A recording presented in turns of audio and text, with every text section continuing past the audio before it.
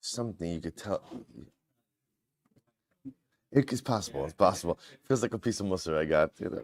Yeah, it could be. All right, Shavosai, good morning. Let us begin by thanking the sponsors for this morning. Sure to thank our Talmud Torah sponsors for the month of Kislev, Josh and Becker Friedman for dedicating all the shurim this month. Le'ilui Nishmas, Josh's father, Yisrael Yehuda ben Rav Chaim Rafael Zichron Libracha. To thank Semi and Malka Esterson for dedicating all the shurim this month in memory of their parents, Yitzchak Leib ben Aaron HaKohen, Sarah Rachel Bas Baruch Avram, Hinda Bas Henach Ephraim, and Amizchus of continued health and longevity for Mr. Morton Esterson Admeva Esrim Shanim Tovos. To thank the Pepper family for dedicating the shurim this month in commemoration of the yahrzeit of Yosef Pepper, Yosef David Zichron Livracha ben Yaakov. To thank our Week of Learning sponsors, Steve Golaskov, in honor of his daughter Rivi's upcoming wedding to Eli Bogart, and in honor of his father's upcoming first yahrzeit. In Hashem Shtav and Aliyah, Chassin and Kala should go to the Chuppah B'Sha'ah Tova U'Metzlachos. And our Week of Learning sponsors, the Pepper family, again, in the merit of a refuah shlema for Yaakov ben Racha. We thank all of our sponsors for their incredible generosity. I will say, with that, let us begin. We have a great daf ahead of us today. Today's daf is Lamed Hey, 35. 35. Okay, Chavran Zoom, you still hear me all right? Excellent. All right, and we are picking up Emir Hashem on the top of, right? Yeah, we got up to the top of Lamed Hey Amud Aleph. Esvei. Actually, we got further, but let's start from there again. Good. Let's start from there again. Top of Lamed Hey Amud Aleph 35a, first line. So if you remember again, we're dealing with a couple of very interesting questions, which are, right? So we're dealing with one question. Rav Chia bar Avin asked of Rava the following situation: if Ruvain says to Shimon, "Kikari alecha," right? My kikar is prohibited to you. So remember again, and then what happens? Reuven gives that very loaf to Shimon as a matana. So what is the halacha? What is the halacha? Does the giving of a gift kind of take it away from the status of it's no longer kikari, it's no longer my loaf, right? If Reuven gifts the loaf, it's no longer my loaf, right? Or no, does it retain the identity of my loaf? So the Gemara seem to say that giving it away as a gift does not take away its prohibited status. Not take away its prohibited status. The Gemara then threw in a couple of different questions, or a couple of different possible scenarios as well. Would theft remove status, or inviting, if Reuben were to invite Shimon over for a su'udah and ask him and tell him, give him permission to partake of the kikar, of the loaf, would that remove its status? Okay, but we're focused right now on gift, right? So once again, Reuven says to Shimon, Kikari alecha, my kikar, my loaf is prohibited to you. And now what happens? Reuven gifts it to Shimon. So now we'll say what we've established is the giving of a gift does not remove the prohibited status from the loaf. Good. Esvei. So now the Gemara is going to raise the kasha. What's a little chazar from yesterday? So Esvei raise the kasha. Amar lo, hish ilani parasa. So we'll say, remember again, Reuven goes over to Shimon. I should say, well, keep it simple. I go over to Reuven. I say, Reuven, lend me your cow. Amarlo, so Reuven says, Konam para sha'ani kanui. Actually changes it over here. Sha'ani anasava. Sha'ani kai lecha, nechasi alecha, im yeshli para elazu. So Reuven says, this para that I have should be prohibited to you if I have any other para than this one. Okay. Hish ilani, sometimes people could just say no. Just say no, right? Hish ilani kardumecha. I go over to Reuven and say, Reuven, lend me your axe. Amarlo, he says to me, Konam kardum shiyeshli sha'ani kanui nechasi alai imishli kardum elazeh. He says to me, this axe should be prohibited to you if I have any other axe other than this one. Now I will say, the point that Reuven is trying to make is, I can't lend it to you because I only have one, right? I only have one cow.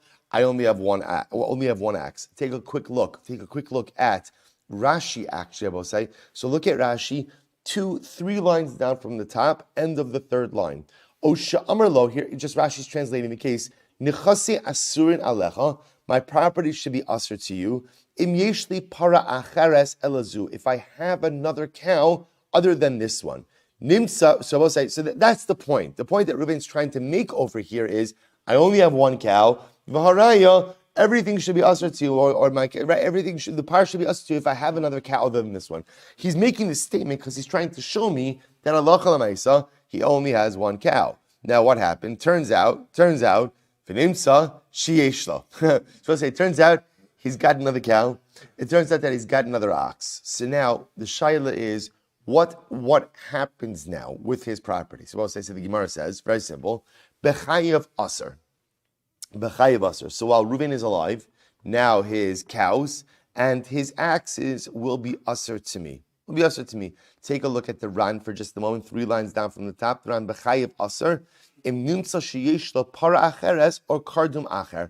So if it turns out that Reuven really does have another cow or really does have another axe, ultimately, again, everything becomes prohibited to me. Okay, fine. They will say, so now, that's part 1. Part 2, mace. What happens now? Reuven dies.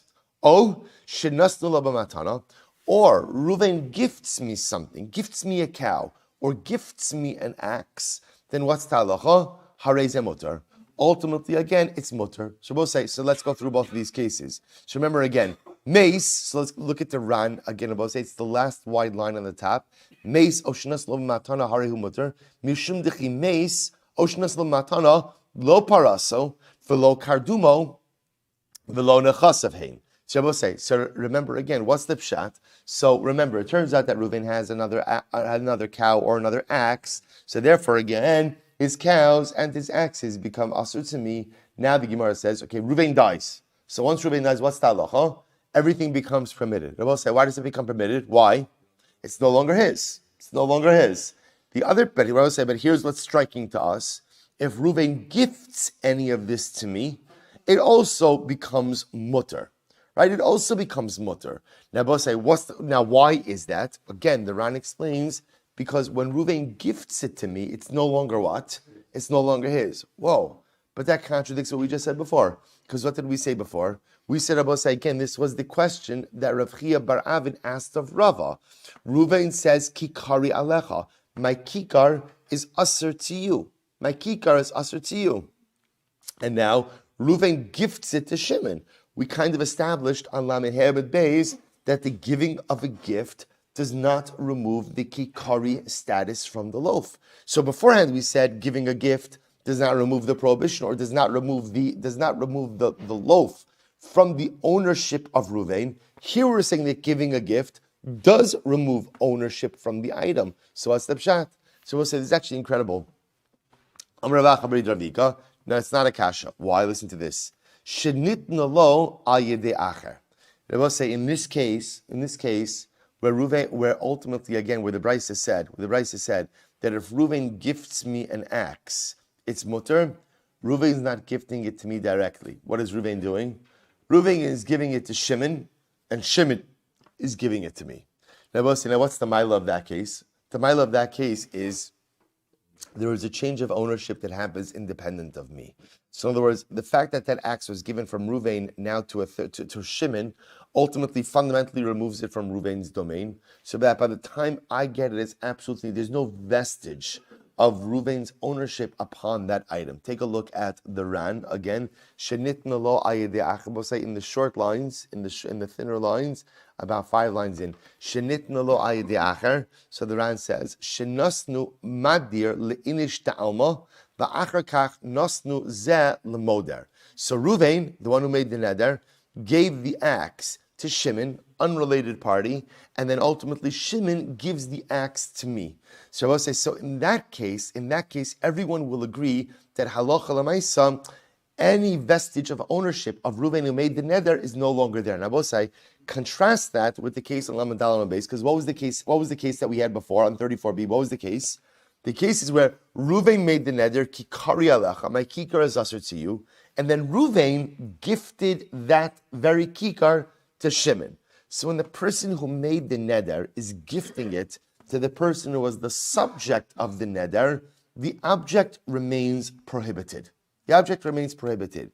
It's this case, I will say, that works because here the object is being given to an unrelated party, so therefore the ownership evaporates like that, and then it's being given to the person who was the subject of the neder. That is going to be mutter. Incredible. So Rabbi Ashi, Dekanami Diktani, the rayit, so we'll say is Shenitna lo v'lo katani shenasna lo. Wow, such a great deal. Rabbi say, if you look at the lashon of the Bryce that we just read, what did it say? It used the lashon of mace, right? In the case we were just doing over here, mace. If Reuven died, right? If Reuven died, oh shenitna lo b'matana. Rabbi say, how do you translate shenitna lo? Shenitna lo means It was given to him. Now, it was given to him sounds like it's happening how? Through an unrelated third party. As opposed to the Lashon of Shenasnalo, is a much more directed act of giving, which would sound like an act of Ruvain to me. Shenitnalo means it was given to me again, but from a secondary party. Incredible. So we'll say, so that's the end of that sugya. So how do we pass it? So we'll say, this actually is a really good case. So once again, let's go back to our original case. Ruvain says to Shimon, Kikari alecha. Right? My kikar is usher to you. Now Ruvain gifts the loaf to Shimon. So what's the halacha? So we'll say, here we go. The Rambam writes, Hilchos Nedarim, Perek Hey, Halacha Zayin. Here we go. Ha'omer lechaveiro, Kikari zu asura alecha. Reuven says to Shimon, my loaf, this loaf is asur to you. Afa pi shenasnu lo b'matana, harei zu asura alov. Rambam Paskins, even though Reuven gifts the loaf to Shimon, they both say, again, what's the Havamina? I would have thought that maybe when the loaf is gifted, it's no longer what? It's no longer kikari, it's no longer my loaf, it's no longer Reuven's loaf. Kamashnuah, no. Even once he gifts it, it still retains its isser. So even if Shimon gets that very loaf from Reuven, can't eat it. Now, watch this. Meis, if Reuven dies, v'nafla lo birusha, unless say again, Shimon inherits Reuven. Oh, shenasna lo acher b'matana, or Rabbi say what happens? Reuven gave the loaf to Levi, and Levi then gives it to Shimon. Harei mutaras. Ultimately, again, it's mutar.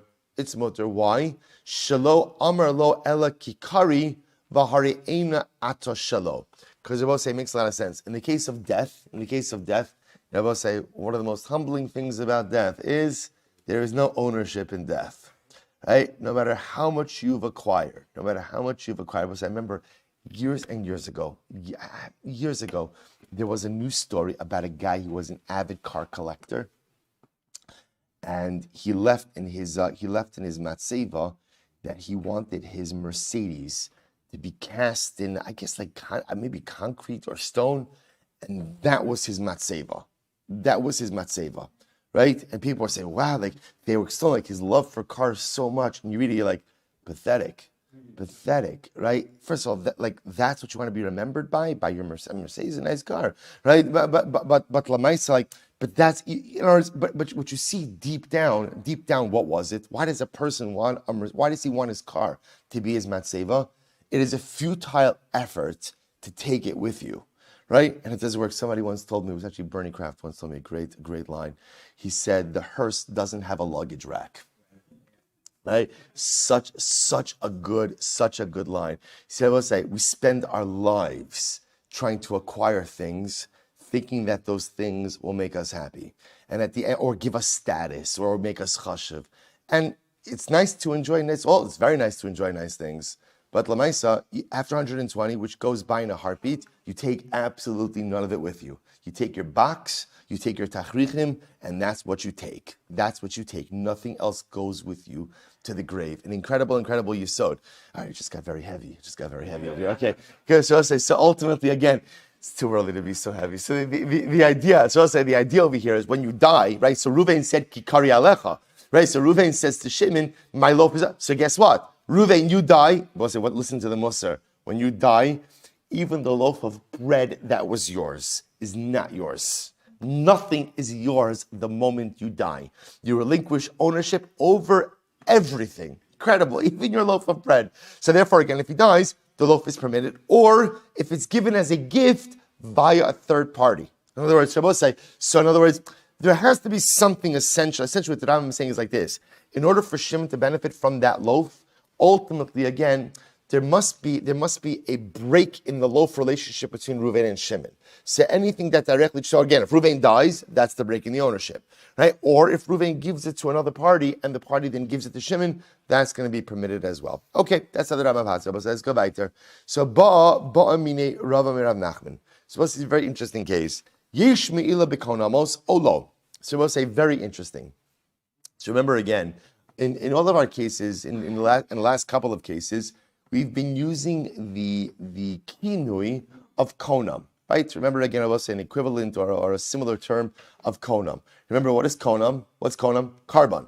So essentially what I'm saying is konam kikar zu alai or konam kikar zu alecha. This kikar should be konam. So I'll say, let's play this out for just a moment. Let's say the neder I make is konam kikar zu alai. This loaf of bread should be like a carbon to me. So I'll say, the Gemara now is asking, Rara is asking for Nachman, how literal do we take that statement? Is the person literally making the loaf like a carbon? I will say, now if something is designated as a carbon and you use it for your own mundane use, what's talacha? What have you violated? Me'ila. So I will say, listen to this interesting shaila. If I make a neder that says konam kikar zu alai, and I eat the loaf, perhaps the Gemara is suggesting I'm in violation of two prohibitions. Number one, lo yachal dvara, violated my neder. And maybe number two, what? Me'ila. Me'ila. In other words, maybe I've literally made this into a carbon to the point that if I benefit from it, it's actual me'ila. So I'll say, take a look at the Ran. This is great. The Ran is right across, almost right across. Yesh me'ila bikonamos on the left hand side. Ha'oser davar alav bikonam v'ner namimen. If I answer something to myself via a konam, I say something is called konam, something is a carbon, and now I get benefit from it. Mi mechayev me'ila olo. Am I chayev me'ila or not? Mi amrinan da so carbon. The chayev alav asham me'ila kinena min hakachim. So we'll say, what a good kasha. See here, we've always looked at the lashon of konam as just a kinui for the creation of a neder.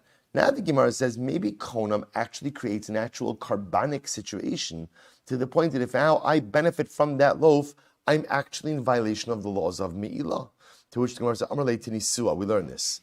Makom shenot schar tipol hana lehektish. Now both say, remember again, let's go back to the Mishnah.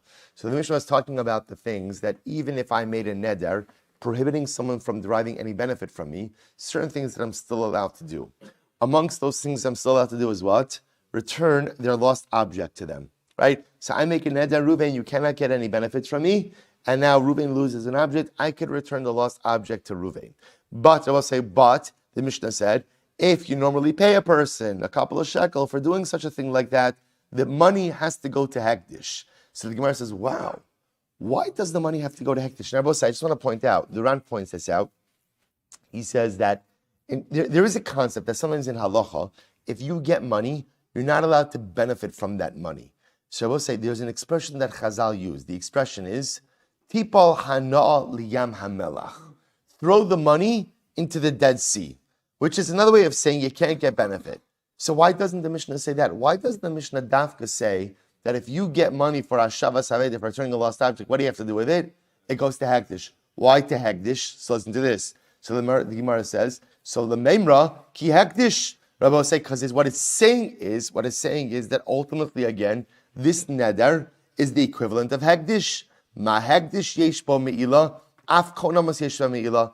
Just like Rabbi will say, Hektish is subject to me'ila, so to a konam vow also creates me'ila. So I will say, so in other words, the Mishnah is telling me in a veiled fashion, the fact that the Mishnah says, if I get money for the act of returning the lost object to Reuven, now again, Reuven, I made a neder, I made a konam that he can't get benefit from me. So what do I have to do with the money? It goes to Hektish. Why? Because I'm under the penalty of a konam, or under the power of a konam. And what the Mishnah is telling me in a nuanced fashion is, a konam not only creates a neder situation, but what?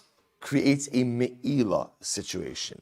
Therefore, Rabbi say it would turn out that whenever you make a konam neder, if you go ahead and you violate it, you're in violation of two things. Number one, lo yachal dvara, profaning your word, violation of the neder. And number two, potential me'ila, misuse or inappropriate use of sacred property. To which the Gemara says, in reality, kitanoi. This is a machlokes tanoim. In other words, whether or not a konam creates me'ila. Here we go. Konam kikar zu hekdish. So we'll listen to this. A person says, konam kikar zu hekdish. Right? So we'll say, a person says literally again, konam, this loaf should become like hekdish. Va'achla, beinua bein chavero. And we'll say, eat the loaf. Somebody eats the loaf. So I make the neder. And either I eat the loaf, my friend eats the loaf. What's the halacha? Ma'al. Wow. They've committed me'ila. They've literally committed me'ila. Lefichach yesh lapidyon. So we'll say, now by the way, now it works both ways. Anything that's subject to me'ila that's consecrated also means what? It could be redeemed.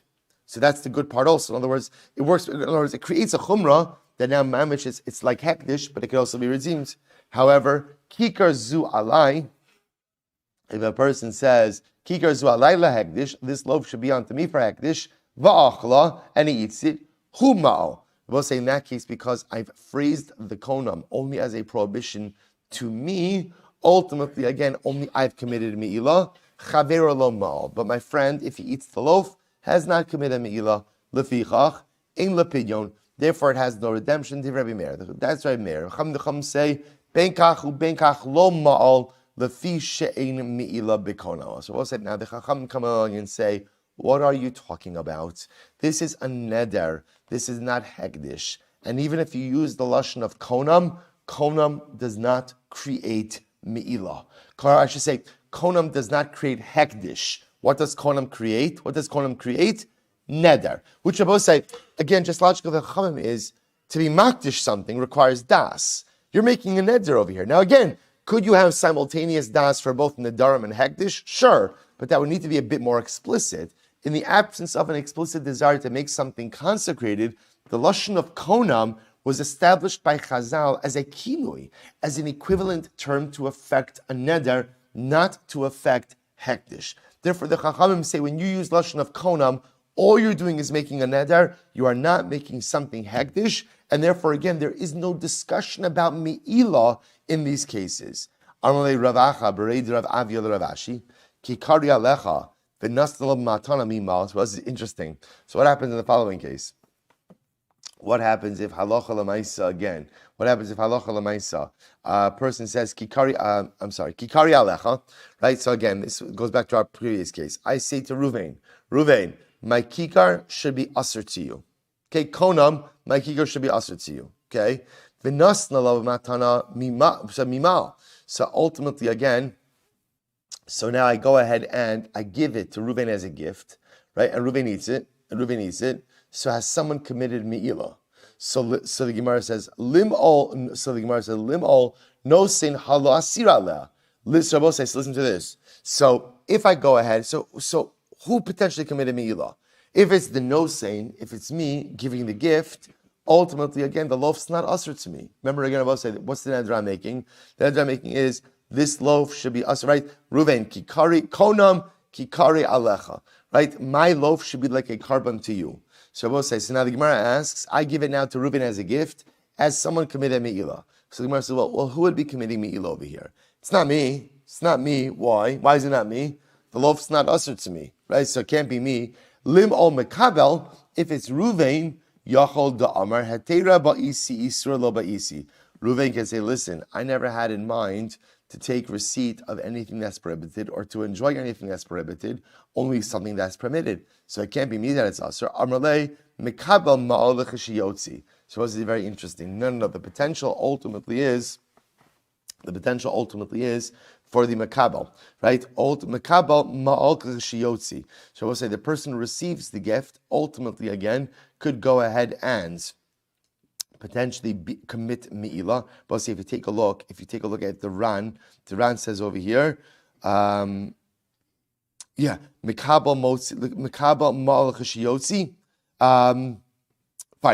Look at the Ran. Kolomer mehashta ein echad mehem moel meharach tamid damart aval mia lechashiyotzi ma'al.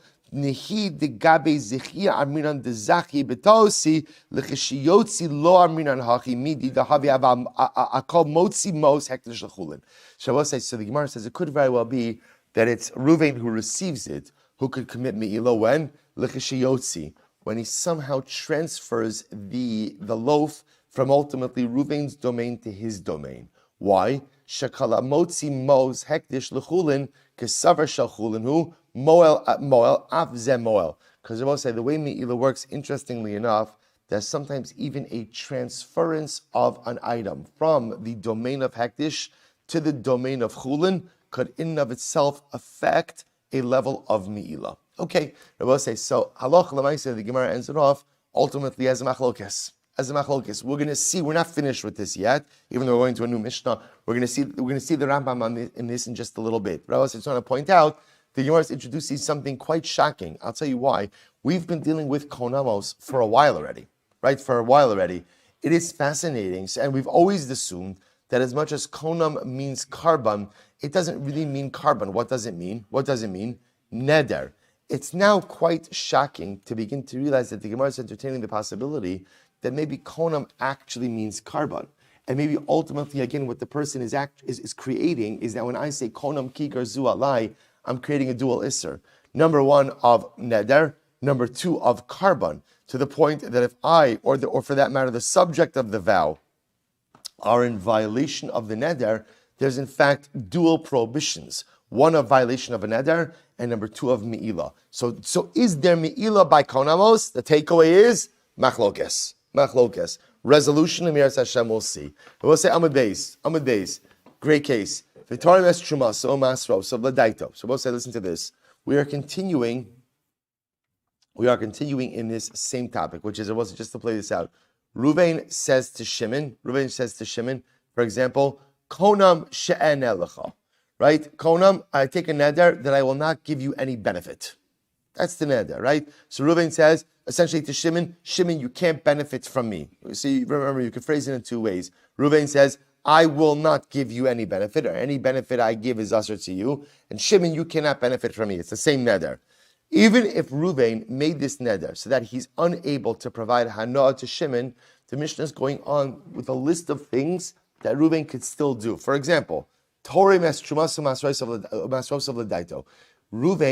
could go ahead and tithe Shimon's property with his knowledge.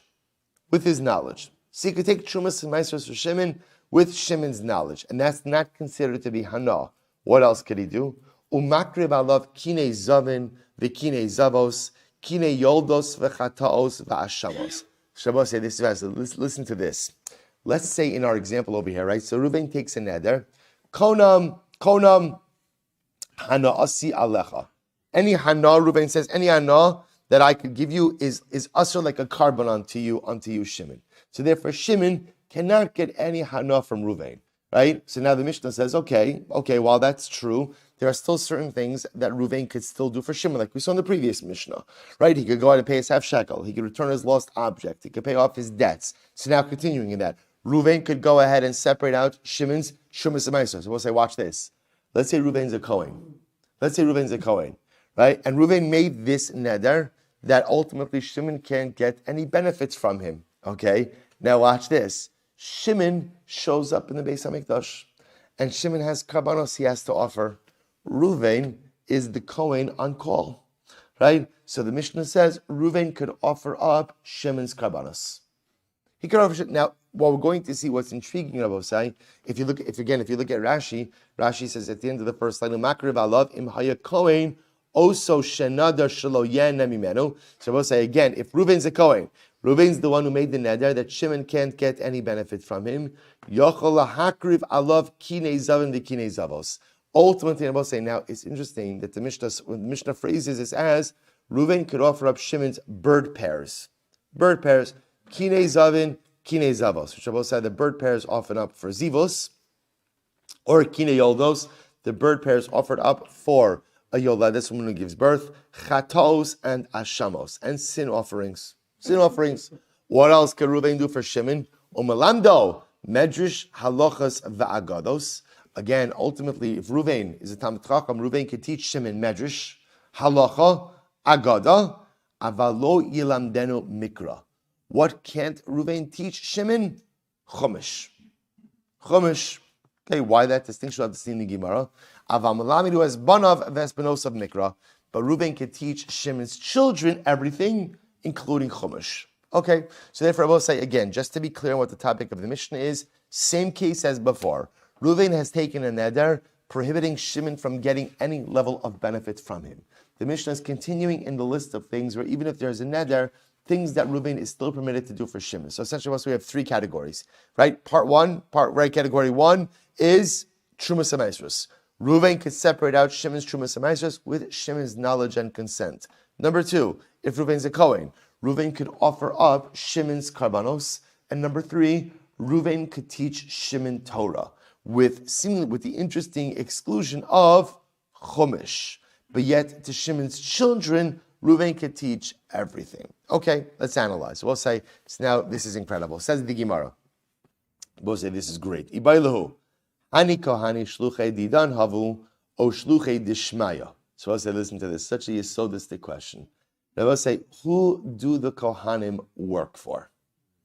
Who do the Kohanim work for? Or better stated, who do the Kohanim represent? When the Kohanim are in the Beis HaMikdash, who do they represent?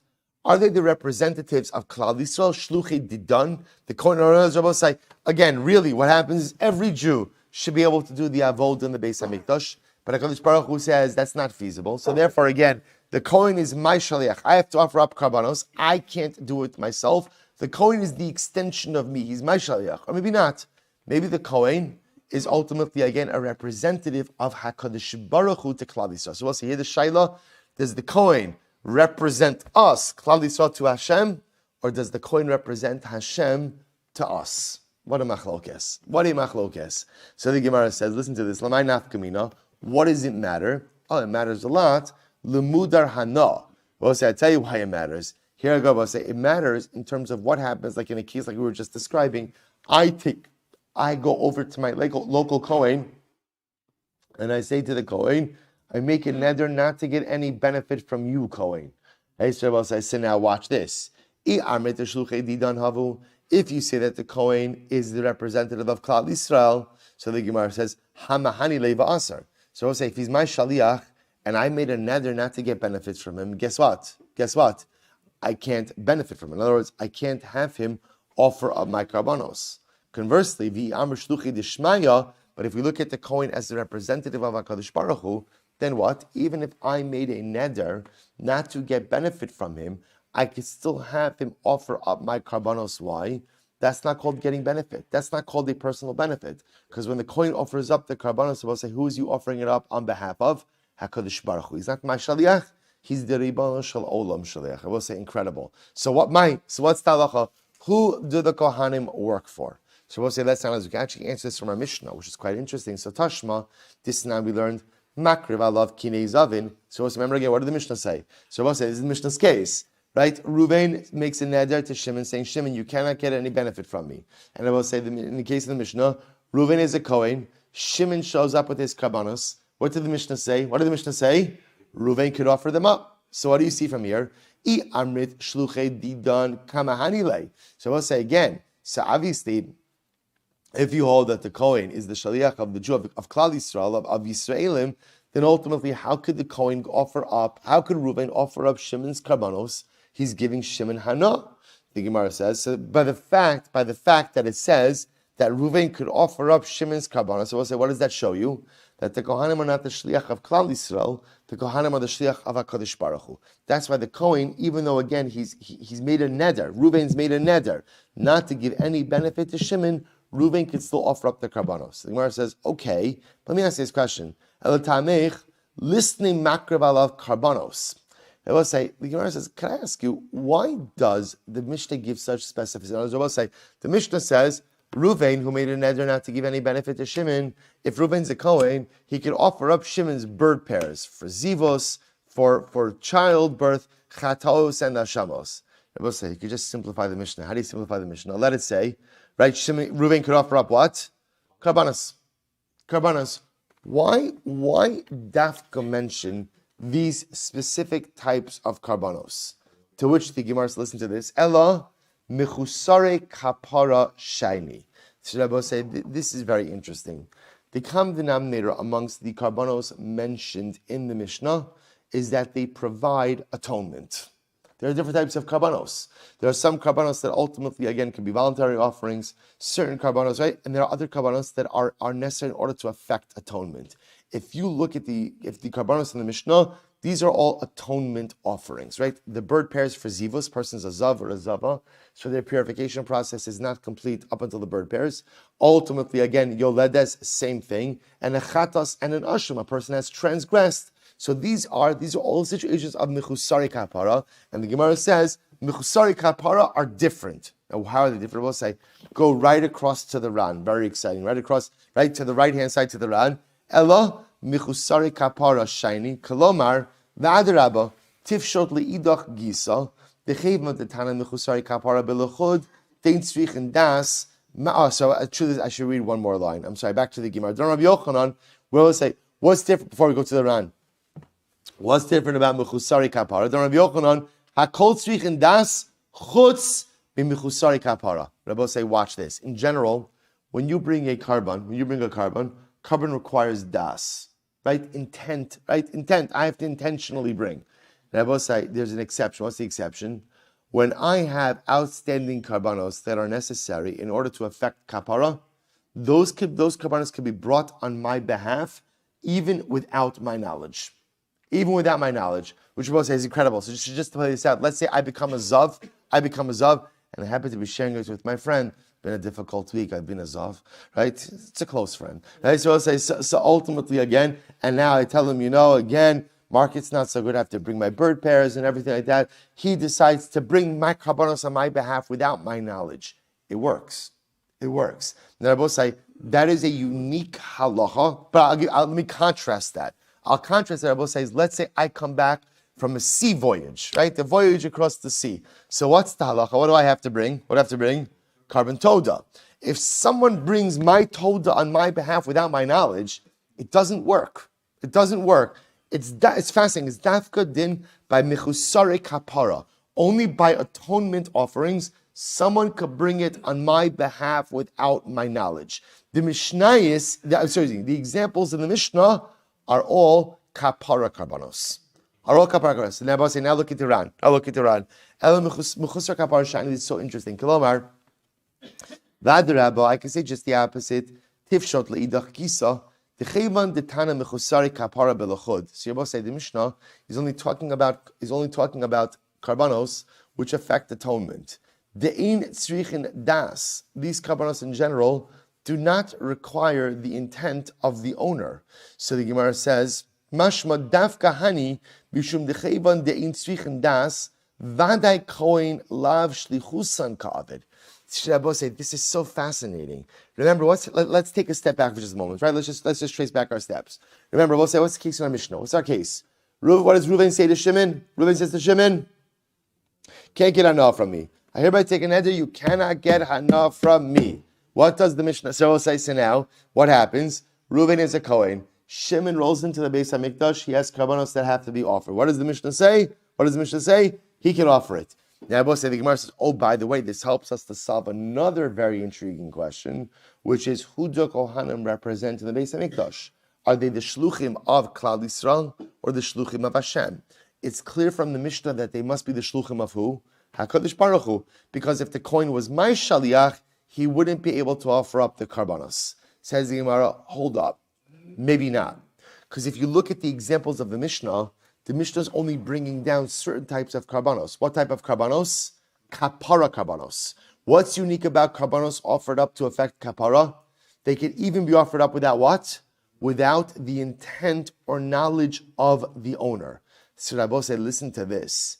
Maybe in that kind of case, where the Kohen, the Ran suggests, or the Gemara is suggesting, in that kind of case, where the Kohen is offering a karban that doesn't even need the intent of the owner, everyone would agree that the Kohen in that capacity is not acting as my shaliach, but rather as whose shaliach?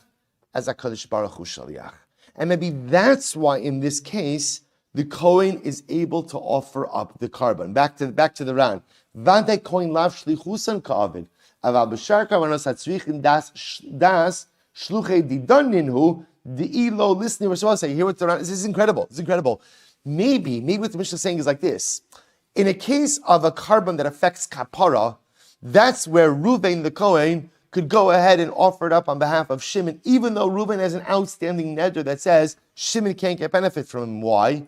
Because in the case of a karban that comes to affect kapara, that could be offered up even without Shimon's knowledge, even without his intent. So therefore, when Reuven the Kohen offers that up, he's not acting in the capacity of Shimon's shaliach, rather he's the shliach of Hashem.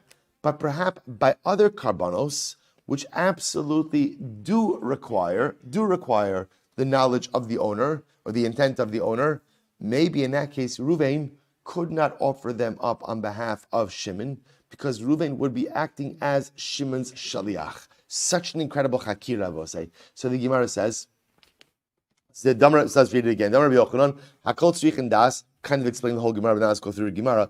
Then Rabbi Yochanan, hakol tzrichen das, in general, karbanos require intent of the owner, chutz michusay kapara, with the exception of, we'll say, ultimately again, of karbanos brought to effect kapara. How do we know this? This is very interesting. Shahare Adam maybe carbon albanav ubnosav ktanim. Because we'll say a person has the ability, listen to this, to bring a carbon on behalf of his children. Shne'emar, Zos Toras Hazov Ben Gadol uben Katan.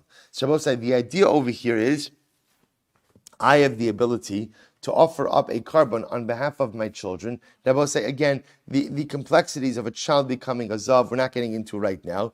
The point over here is I could bring karbanos on behalf of my children.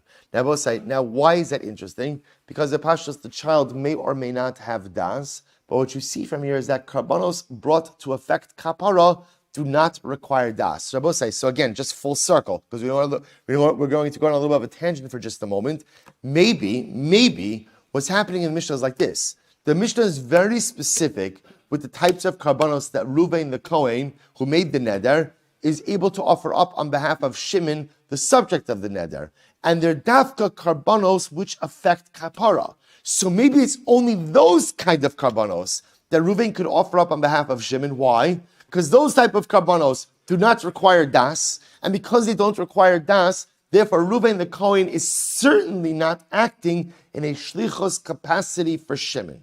But maybe other karbanos which do require das, Reuven would not be permitted to go ahead and bring for Shimon. The Gemara says, by the way, Rabbi Yochanan, I will say, Rabbi Yochanan darshan zos toras hazav, that general statement means that ultimately, again, whether for an adult, whether for a child, you can bring the carbon on behalf of the children as well. Rabbi Yochanan, zos toras hayoledes. So I'll say, is that true? When the pasuk gives a general statement, it comes to include children. So when it says this is the halacha for the yoledes, those ben ketana ben ketola is coming to include a minor and an adult. The Gemara says it can't be. Ketana bas leidahi is a younger ketana capable of giving birth.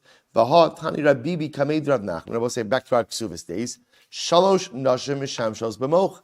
There are 3 women who are allowed to use birth control. I will say moch literally again is an absorbent cloth. That was a barrier method for birth control. 3 women who are able to use the moch. Who are they? Kitana, a minor, mi'ubar, someone who's pregnant, umeinika, and ultimately a nursing woman. They both say kitana, shemetis aber v'tomos. They both say kitana maybe could become pregnant. The problem is she's going to die as a result of that pregnancy. So I will say, so therefore again, you can't darshan it to include kitanim. Hahi, zos toras hayoledes ben pikachas ben shota.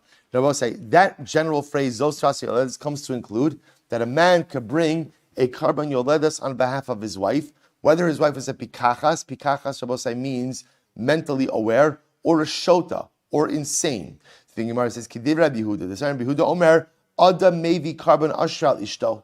I would say ultimately again, a man could bring a carbon ashral. I would say this time at a case where let's say a man is wealthy, he marries a woman, she was sane at the time they got married.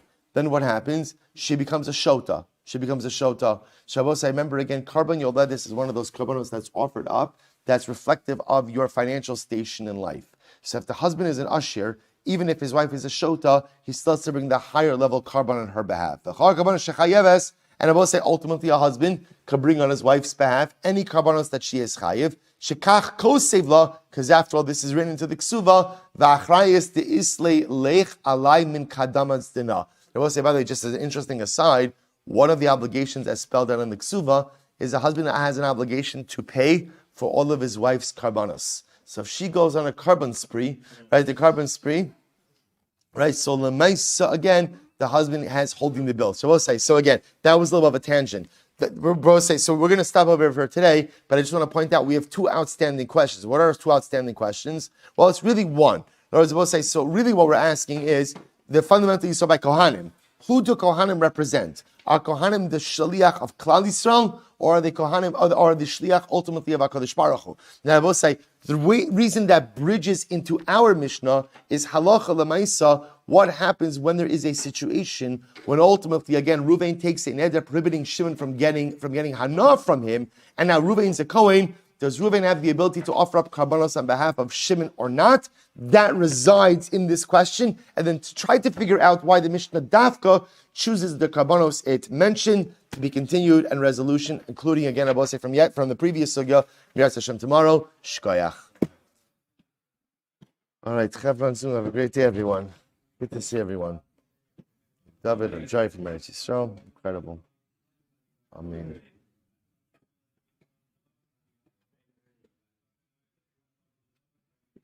Okay, thank you. I just first thought the whole idea of Kunam being hector. How does that work when you're only answering it